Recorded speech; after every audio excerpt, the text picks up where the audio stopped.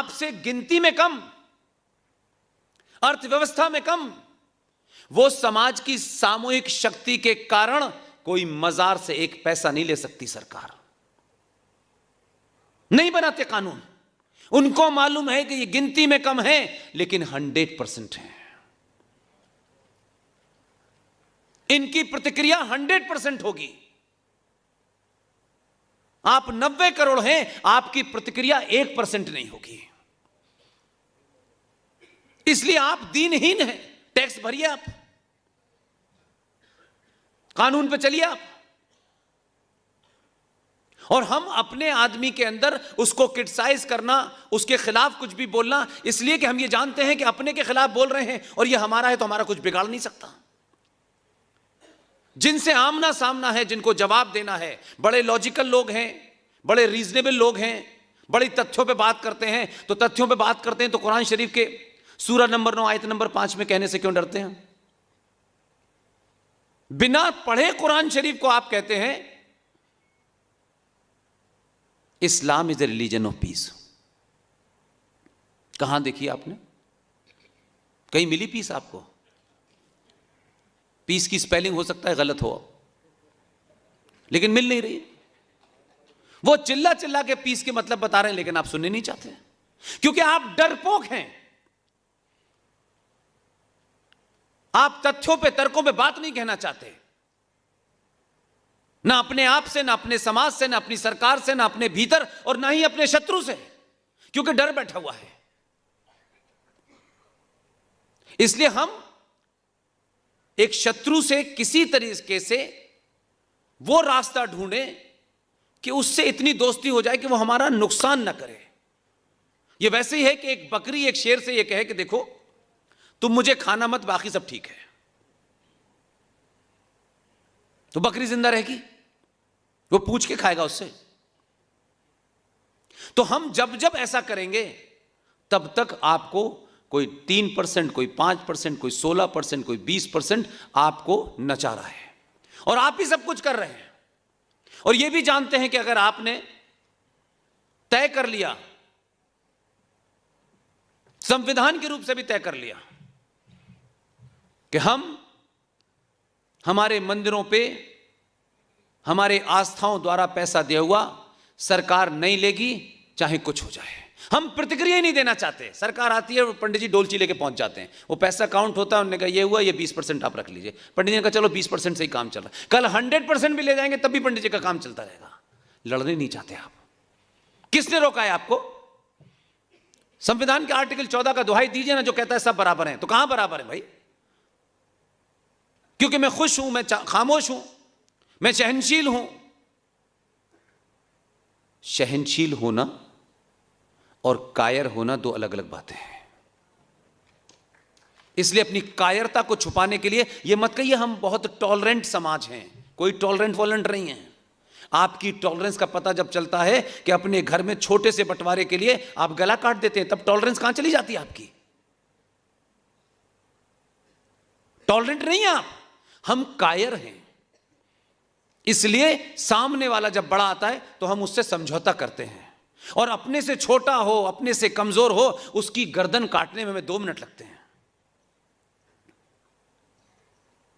इसलिए शब्दों को गलत तरीके से परिभाषित करके पूरे समाज को आमने खत्म कर लिया है। कोई 10 लोग खड़े होकर बात नहीं करते, 5 लोग बात नहीं करते, हर आदमी जल्दी में है, और ये देख रहा है कि धीरे धीरे ये सिलसिला खत्म होता जा रहा है। एक एक राज, एक एक शहर, बिना किसी, इस देश का कानून भी है, पुलिस भी है, सेना भी है, संविधान भी है, और आप चिल्ला रहे हैं और आप पूछ नहीं रहा, क्योंकि आपको अपने आसपास मैं, मेरा घर, मेरे परिवार से ज्यादा सोचना नहीं है। जिस दिन आग आपके घर में लगती है तब आप कहते हैं देखो यार शर्मा जी मदद करने नहीं आए। जब शर्मा जी के घर में आग लग रही थी तो आप कहते हैं हमें क्या करना है, तुम उधर मत जाना। यह हमारे अंदर की कमी है। वो गुजरात हो, वो बंगाल हो, बंगाल में कुछ हो गया आप खामोश। आजकल एक नया फैशन हो गया है, फेसबुक पे कमेंट कर दो, राष्ट्र के प्रति अपना दायित्व पूरा कर दो बस, और सो जाओ। हमने लिख दिया है, हमने ऐसे लिख दिया जैसे यूएनओ को लिख दिया है हमने। हम 47 में 21 लाख लोगों की लाशों के बाद इस तथाकथित जमीन के टुकड़े को नहीं बचा पाए। भारत की आजाद धरती पे टू नेशन थ्योरी के तहत एक जम्मू कश्मीर राज्य बना जहां मुसलमानों की मेजॉरिटी थी।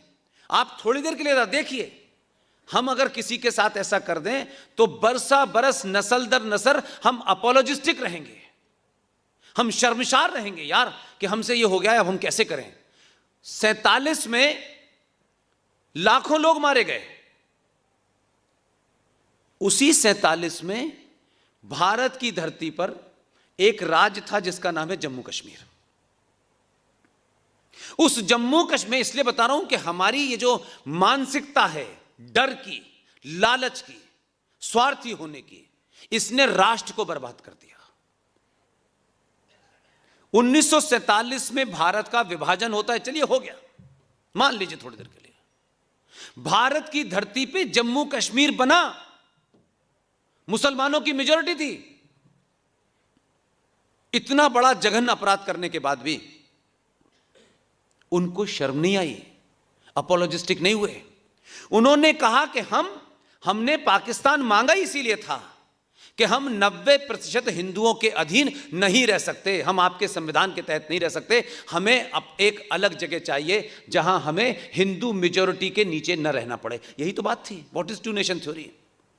कि दो कौमें एक साथ नहीं रह सकती, दो आइडियोलॉजी एक साथ नहीं रह सकती। लेकिन आप ताज्जुब देखिए, हमारे नेताओं का, दलालों का रोल देखिए कि कश्मीर राज्य में वही स्थिति थी क्योंकि वहां वो मेजॉरिटी में थे। उन्होंने कहा नहीं, पाकिस्तान में तो नहीं जाएंगे हम, लेकिन यहां भारत का संविधान नहीं चलेगा। 50 में यहां भारत की सुप्रीम कोर्ट नहीं लागू होगी। और ये मालूम है कौन कह रहा है? जो ना नीचे कपड़े पहने हुए ना ऊपर कपड़े पहने हुए। कॉन्फिडेंस का लेवल देखिए उनका। कश्मीरी नंगा कह रहा है कि हम संविधान नहीं मानेंगे, सुप्रीम कोर्ट यहां नहीं आ सकती। आपके जितने कानून हैं, चाहे वो बाद में बने, एंटी करप्शन लॉ लागू नहीं होगा। हमें ये विशेष रियायतें चाहिए। यानी अभी 4 दिन पहले तुमने हत्या की है और उसके बाद फिर तुम ये कह रहे हो कि हम आपके साथ नहीं रह सकते। तो उनका संविधान अलग बन गया।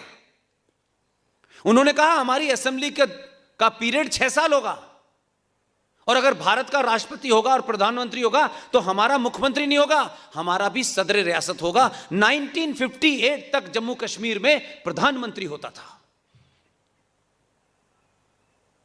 आज जो हमारी स्थिति है कोई एक दिन में नहीं हुई है।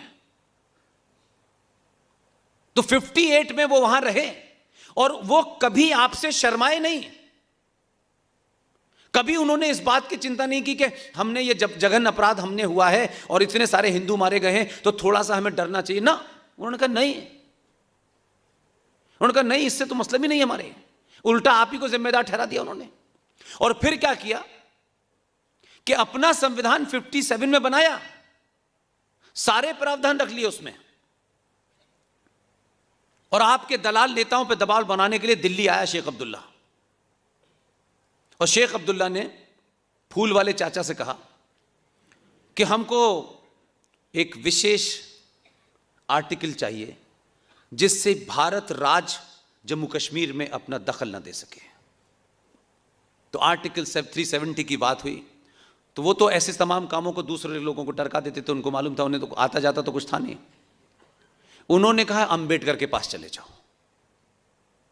अंबेडकर भारतीय राजनीति का, अगर आप मुझसे पूछें, क्योंकि हमारे यहां सर नेम देख करके बड़ी राय बनाई जाती है, यही हमारी सबसे बड़ी प्रॉब्लम है। अंबेडकर भारतीय राजनीति में सबसे ज्यादा ईमानदार आदमी था, दो टूक बात करता था। दलालों ने, इस देश के बुद्धिजीवियों ने उस आदमी के हर उस तत्व को, जो इतने शार्प थे, जो एकदम क्लियर, कोई कंफ्यूजन नहीं, वो उसने अपने जीवन में कहा, लागू करने के लिए लड़ गया। लेकिन दलालों को तो सत्ता चाहिए थी, उन्होंने उस आदमी की बात को ही खारिज कर दिया। अंबेडकर से शेख अब्दुल्ला जब बात कर रहे थे, उन्होंने कहा ये है, ये है, ये है, ये है। बोले शेख अब्दुल्ला साहब, मैंने आपकी बात सुन ली, आपको ये चाहिए, ये चाहिए, आप भारत को बदले में क्या दोगे? उन्होंने कहा भारत को देने के लिए हमारे पास अभी कुछ नहीं है। बोले मैं अपने जीते जी धारा 370 दे के पाप नहीं करूंगा। ये अंबेडकर के शब्द हैं।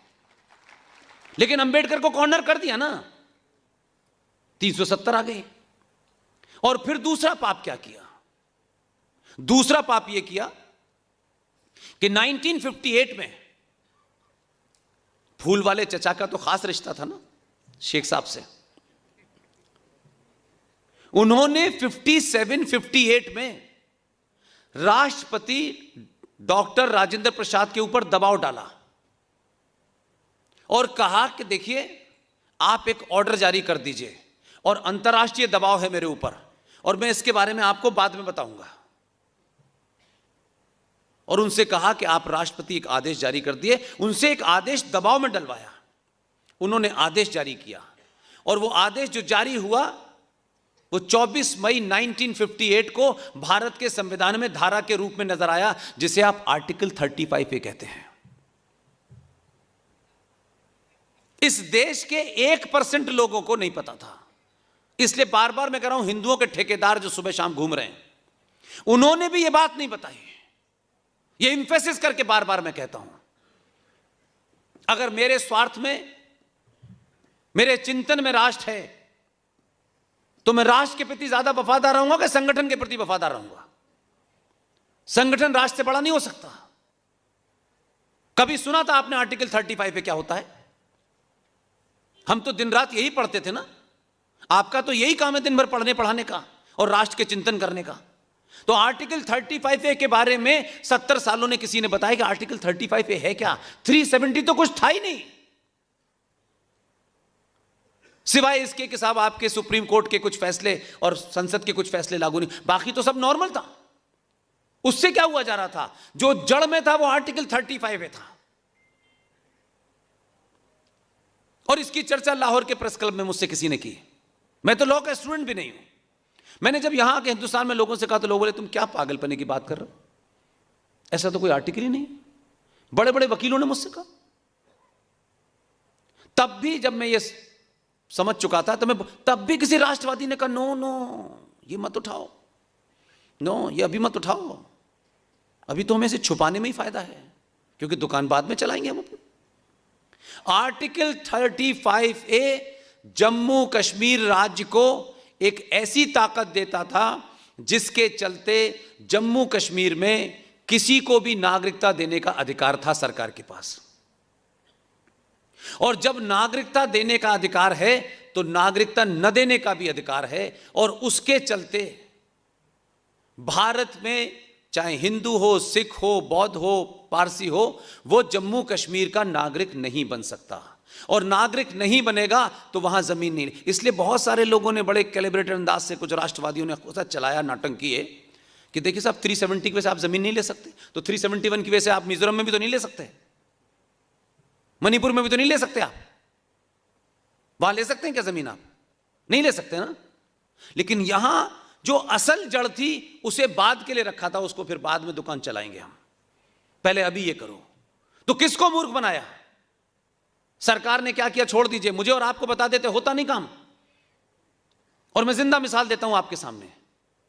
आर्टिकल 35A ने जो पाप किया है, जिसके बारे में हमारे समाज में चर्चा नहीं हुई, अगर गली चौराहे पे चर्चा होती है तो मैं मानता हूं कि एक सामूहिक बात निकलती है, गली गली जाती है, कुछ समझदार लोग सुनते हैं, कुछ उसको डिबेट में लाते हैं, कहीं सही जगह उठाते हैं, कुछ पढ़े लिखे लोग उठाते हैं, कुछ संसद में उसको उठाते हैं। ये एक डिबेट बता दीजिए 70 साल में कि किसी ने आर्टिकल 35A का जिक्र भी किया हो कि ये क्या भला है। इसलिए बहुत सारे पापों के हम राष्ट्रवादी भी भागीदार हैं।